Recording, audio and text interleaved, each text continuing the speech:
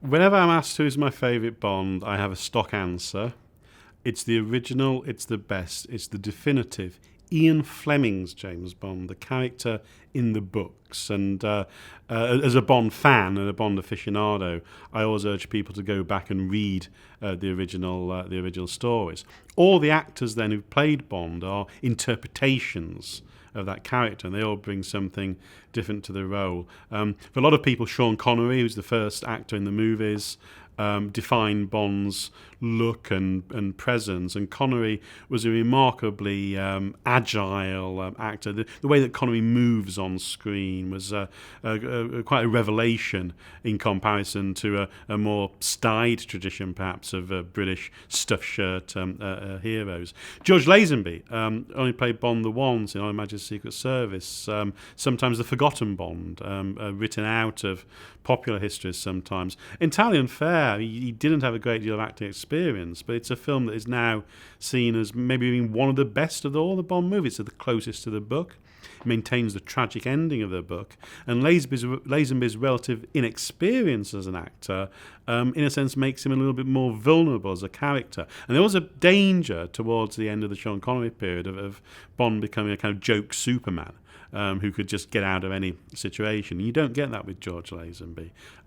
Roger Moore was my Bond. The first Bond film I saw in the cinema was The Spy Who Loved Me.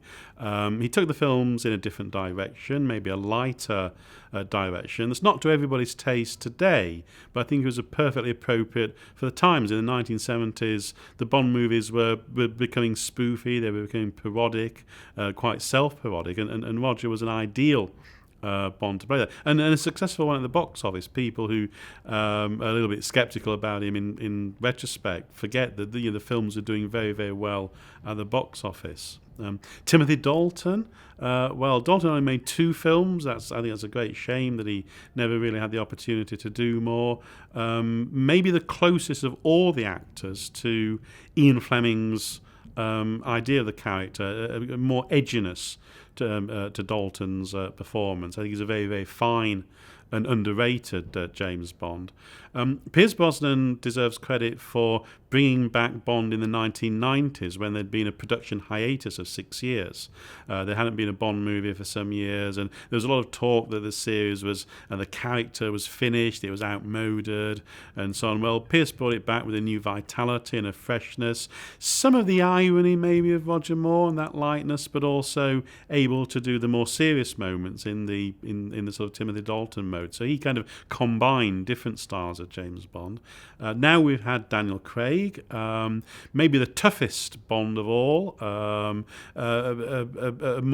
maybe a more authentic Bond. I don't mean close to Ian Fleming's character, I don't think he is, but one who we see bleed. For example, we don't really see Bond bleed before in the film, so more realistic in that sense.